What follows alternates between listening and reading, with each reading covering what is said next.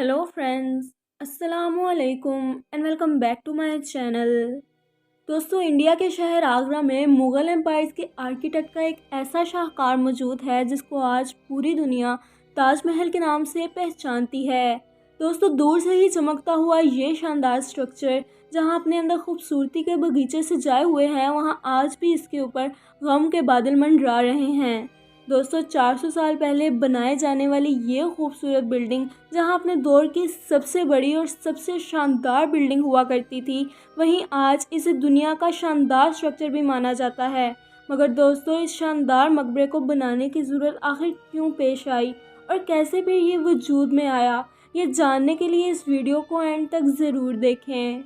दोस्तों इस मामले की शुरुआत हुई थी सन 1607 में, जब इंडिया और पाकिस्तान के इस खित्ते में मुग़ल एम्पायर्स का होल्ड हुआ करता था। इस दिन मुग़ल शहंशाह का सबसे छोटा बेटा शहाबुद्दीन मोहम्मद खुर्रम 15 साल का हो चुका था और उसी के जश्न के लिए आगरा फोर्ट में एक आलीशान महफिल सजाई गई थी। खुर्रम मुग़ल शहंशाह का सबसे ज़्यादा अजीज़ था, इसीलिए इसके हर जन्मदिन पर इसे हीरे जवाहरात और सोने में तोला जाता था। लेकिन इस जन्मदिन पर कुछ और भी ख़ास होने वाला था। मुग़ल शहंशाह ने शहज़ादे खुर्रम की शादी अपने एक वकील की बेटी मुमताज़ महल के साथ तय कर दी। मुमताज़ और खुर्रम को पहले दिन ही एक दूसरे से बेइंतहा मोहब्बत हो चुकी थी। फिर अगले 10 सालों तक शहज़ादे ने कई जंगें लड़ी और उनमें कामयाबी भी हासिल की। इसीलिए शहंशाह ने खुश होकर उन्हें शाहजहां के लक़ब से नवाजा, जिसका मतलब है दुनिया का बादशाह। शाहजहां की कुल 6 बीवियाँ थीं जो कि आगरा फोर्ट के हरम में ही रहा करती थीं, पर उन सब की सब 6 बीवियों में सबसे ज़्यादा मोहब्बत उन्हें मुमताज़ महल से ही थी और यही वजह थी कि उनका ज़्यादातर वक्त मुमताज़ महल के साथ ही गुजरता था। वक्त तेज़ी से गुजरता जा रहा था और 4 सालों के बाद यानी 1621 में मुग़ल शहंशाह अचानक चल बसे। शाहजहां पहले ही बहुत मशहूर भी हो चुका था और अपने बाप का लाडला भी था, इसीलिए उसने अपने बाप की मौत के 7 सालों बाद यानी 1628 में शहंशाह का तख्त संभाल लिया। पूरी मुग़ल सल्तनत अपने नए शहंशाह से बेहद खुश नज़र आती थी। ये वो दौर था जब मुग़लिया सल्तनत अपने पूरे अरूज पर थी, यानी पूरे इंडिया और पाकिस्तान के साथ साथ अफ़गानिस्तान के भी कई इलाकों में मुग़लिया सल्तनत का राज था। सारे फैसले शाहजहां खुद करते थे, जबकि पीछे से मुमताज़ महल उन्हें मशवरे दिया करती थीं। लेकिन किसी को भी इस बात का इल्म नहीं था कि ये खुशियाँ अनकरीब मातम में बदलने वाली हैं। गद्दी संभालने के बाद शाहजहां को 1 साल के अंदर अंदर ही दुश्मनों का सामना करना पड़ा। जंग अगले 2 साल तक चलती रही और शाहजहां को इस जंग में भी बेहद कामयाबी नसीब हुई। लेकिन शाहजहां अब इस कामयाबी का जश्न मनाते ही कि इससे पहले उन्हें एक अफसोसनाक खबर का सामना करना पड़ा। मुमताज़ महल जो कि उनके 14वें बच्चे को जन्म दे रही थी, उसी दौरान उनकी हालत बिगड़ गई और इस दुनिया से चली गईं। पूरी मुग़लिया सल्तनत का जश्न देखते ही देखते मातम में बदल गया। इस खबर से शाहजहां पर गम के पहाड़ टूट पड़े। उनकी सबसे अजीज़ बीवी और उनकी पहली मोहब्बत इस दुनिया से रुखसत हो चुकी थी।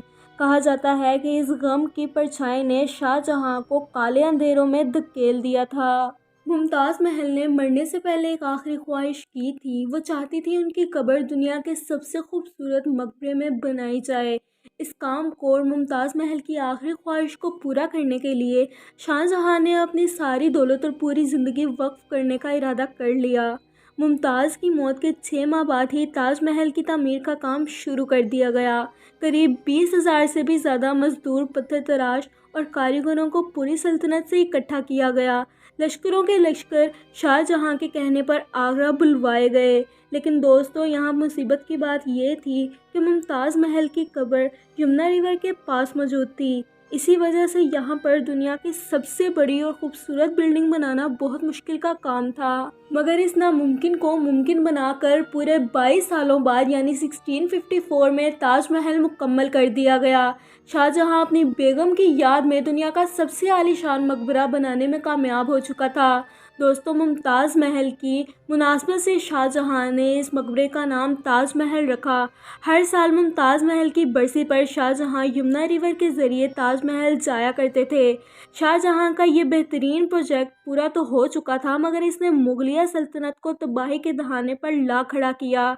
4 سالوں بعد یعنی 1658 میں شاہ جہاں اور ممتاز محل کے اپنے ہی بیٹے نے ان کا تخت الٹ دیا اور مغلیہ سلطنت کا شہنشاہ بن گیا۔ شاہ جہاں جو کہ پچھلے 30 سالوں سے اس سلطنت پر حکومت کر رہے تھے، انہیں آگرہ فورٹ میں قید کر دیا گیا۔ شاہ جہاں کو صرف ایک ہی سہولت فراہم کی گئی تھی اور وہ یہ تھی کہ جس جگہ انہیں قید کیا گیا تھا وہاں کی کھڑکی سے وہ تاج محل کو دیکھ سکتے تھے۔ 8 سال قید میں گزارنے کے بعد شاہ جہاں بھی اس دنیا کو الوداع کہہ گئے۔ دوستو، شاہ جہاں کا اب ممتاز سے ملنے کا وقت آ چکا تھا اور انہیں ممتاز محل کے ساتھ ہی دفن کر دیا گیا۔ تو دوستو، یہ تھی میری آج کی ویڈیو۔ اگر آپ کو میری آج کی ویڈیو پسند آئی ہو تو میری ویڈیو کو لائک کریں، میرے چینل کو سبسکرائب کریں۔ ملتے ہیں آپ سے اگلی ویڈیو میں، تب تک کے لیے اللہ حافظ۔